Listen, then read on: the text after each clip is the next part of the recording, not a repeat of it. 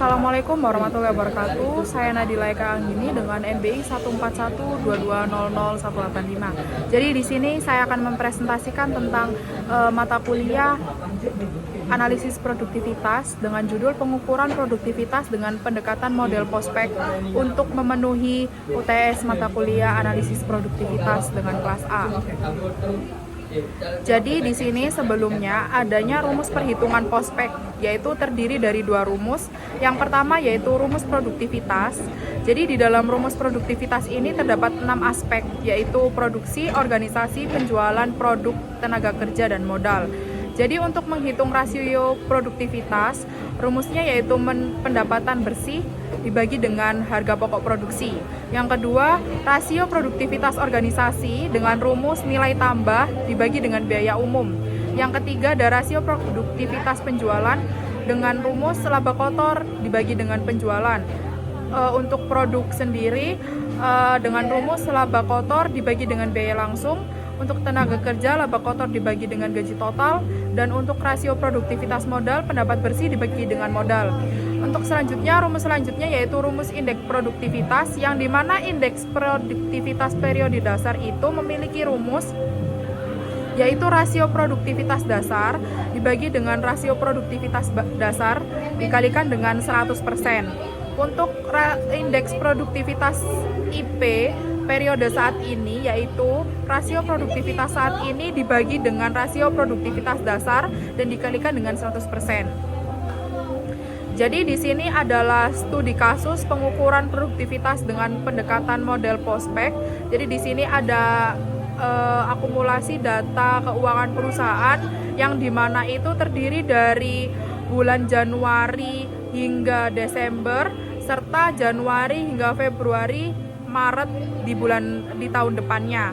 Jadi di sini data keuangan ini terdiri dari produksi yang dimana pendapatan bersih dan harga pokok produksi, organisasi yaitu nilai tambah dan biaya umum, penjualan laba kotor dan biaya penjualan, produk laba kotor dengan biaya langsung, tenaga kerja laba kotor dengan gaji total, modal pendapat bersih dengan modal. Oke, yang selanjutnya yaitu rasio produktivitas produksi, yang dimana di sini adalah analisis rasio produktivitas produksi.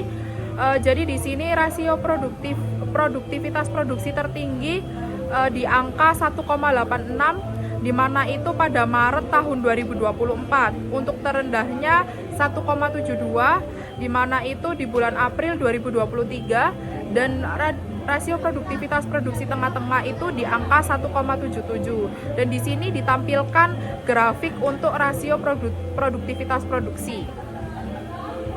Yang selanjutnya untuk menghitung nilai indeks produktivitas, jadi di sini ditampilkan ada tabel yang dimana itu terdiri dari rasio produktivitas, indeks produktivitas produksi, serta hasil indeks produktivitas produksi, dan juga grafiknya. Dan yang tertinggi itu pada bulan Maret 2024 dan bulan April 2023, serta juga nilai tengahnya.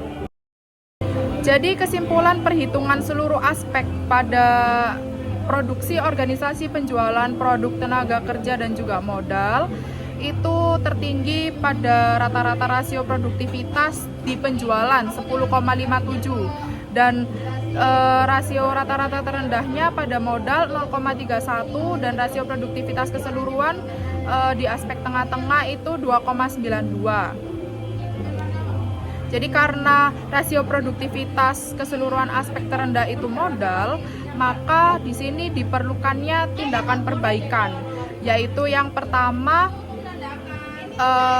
karena pada bagian modal itu masuk pada bagian produktivitas kapital, kriteria produksinya itu turnover atau total capital employ, serta tindakan perbaikannya yang pertama itu evaluasi alokasi modal, hentikan pemborosan, tingkatkan ROI, gunakan teknologi, tingkatkan manajemen keuangan seperti pelatihan dan pemantauan rutin, lalu tetapkan target produktivitas, naikkan rasio minimal dengan angka rata-rata yang sudah pada dihitung dengan grafik tabel sebelumnya itu, dengan angka rata-ratanya itu 2,92. Jadi sekian presentasi dari saya. Mohon maaf apabila ada salah kata. Dari saya, wassalamualaikum warahmatullahi wabarakatuh.